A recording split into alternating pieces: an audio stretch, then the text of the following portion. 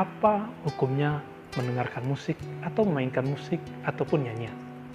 Ini pertanyaan ini ternyata sudah ditanyakan oleh umat Islam berabad-abad sebelum kita.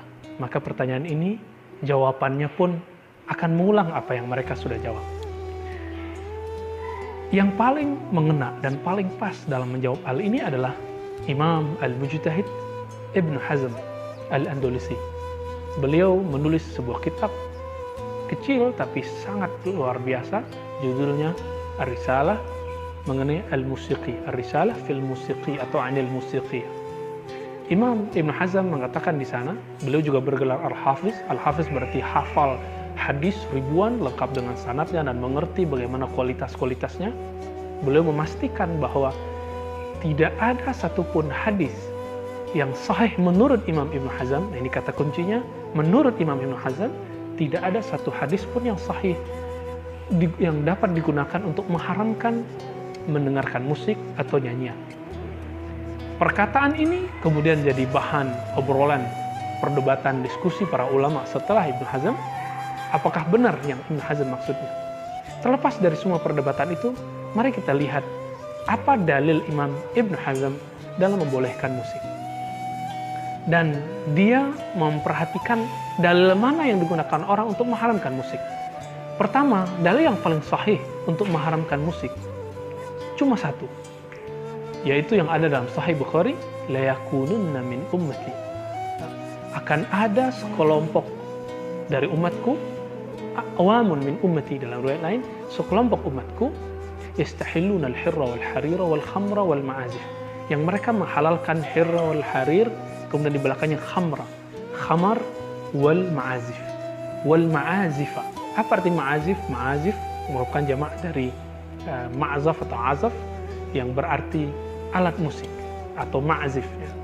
Ini berarti alat musik. Yang dulu dipahami alat ma'azif adalah alat musik yang dipukul, karena orang Arab hanya mengerti alat musik saat itu adalah alat pukulan. Berdasarkan hadis ini, beberapa ulama, sebagian ulama mengharamkan musik. Kita tidak menyalahkan ini atau tidak percaya langsung juga. Kenapa? Karena hadisnya secara harfiah, secara tekstual memang menyebutkan akan muncul sekelompok orang yang menghalalkan harir.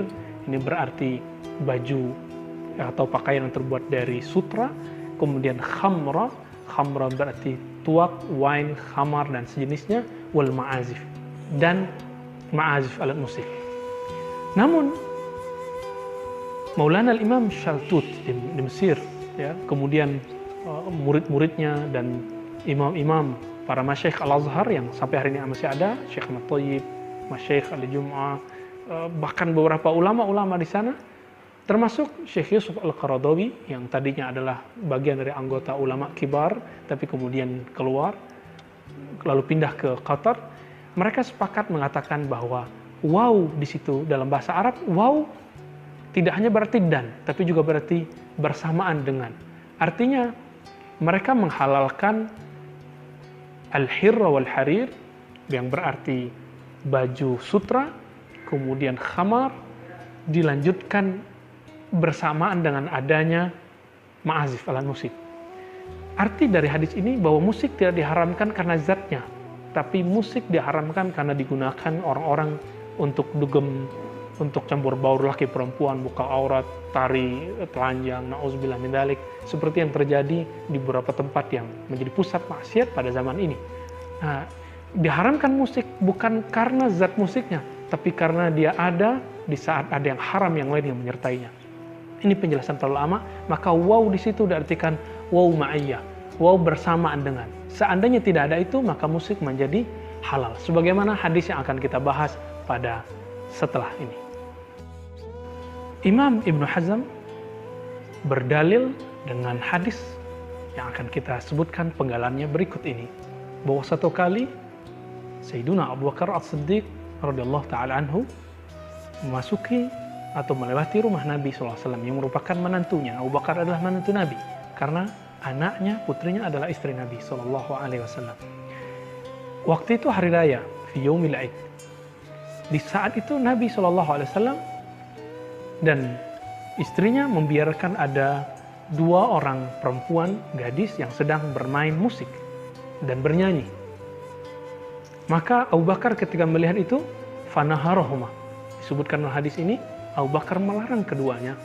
Dan dikatakan oleh Abu Bakar, Abi mazmuri syaitan fi baiti Rasulullah SAW. Apakah akan ada seruling syaitan di rumah Nabi SAW? Nah, kalimat Abu Bakar ini kemudian difahami oleh sebagian orang sebagai pengharaman untuk musik atau nyanyian. Namun kemudian itu terbantahkan sendiri oleh perkataan Nabi SAW ketika Nabi mengatakan, Da'huma ya Abu Bakar, biarkanlah keduanya, wahai Abu Bakar. Kenapa? Karena ini adalah hari Id, Iduhum. Ini adalah hari raya mereka. Perlu kita ketahui dalam ilmu usul fikih, tidak ada sebuah kaidah yang mengatakan bahwa innal Id yuhillul haram. Bahwasannya hari Id menghalalkan yang haram. Oleh karena itu Imam Ibn Hazm mengatakan kehalalan nyanyian dan alat musik bukan karena hari Id, tapi karena memang pada dasarnya nyanyian dan musik itu halal. Namun, kenapa Abu Bakar tidak menyukainya? Disebut seruling syaitan, karena jika orang bermain musik, mendengarkan musik, bernyanyi, mendengarkan nyanyian, melebihi waktu dia mendengarkan Al-Quran, mendengarkan hikmah-hikmah dari Allah, Rasulullah, dan para ulama, dan membaca tasbih, berzikir, bertahajud, bermunajat kepada Allah, melebihi semua itu, maka nyanyian, bermusik itu adalah seruling syaitan. Ini yang dimaksud perkataan Abu Bakar, tandingan terhadap amalan-amalan yang kita perbuat.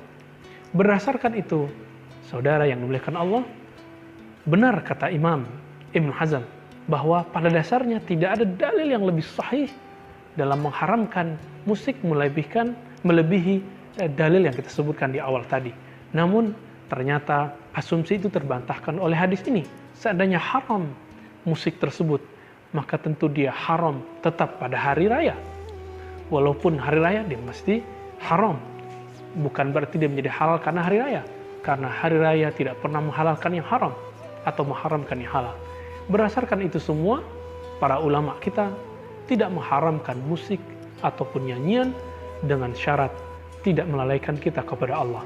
Terakhir, Imam Al-Ghazali, Abu Hamid Al-Ghazali membahas pembahasan ini yang sangat panjang dalam kitab Ihya Ulumuddin bab Kitabus Sama, dan beliau mengatakan, kesimpulan besarnya, jika nyanyian dan musik itu baik, menyegarkan hati, menumbuhkan kerinduan kepada Allah, melembutkan jiwa, maka itu hasan. Ya. Hasanuhu hasan. Yang baik dari musik dan nyanyian itu adalah hukumnya baik. Maka jika dia syar, fahuwa syar. Jika dia buruk, maka dia dihukumkan buruk. Berarti jika dia bagus, maka jadi halal. Jika dia kata-katanya kotor, musiknya membuat orang menjadi anarkis, lupa kepada Allah, dia menjadi makruh, maksimal haram. Oleh karena itu, sahabat yang dimuliakan Allah, kami tidak melarang kita mendengarkan musik, bermain musik, selama itu tidak melupakan kita kepada Allah, mengurangi munajat kita kepada Allah SWT. Namun sebaik-baik orang yang menjadikan Al-Qur'annya sebagai nyanyiannya, tasbihnya sebagai musiknya. Wassallallahu ala sayyidina wa maulana Muhammad wa ala alihi wa ashabihi ajma'in. Assalamualaikum warahmatullahi wabarakatuh.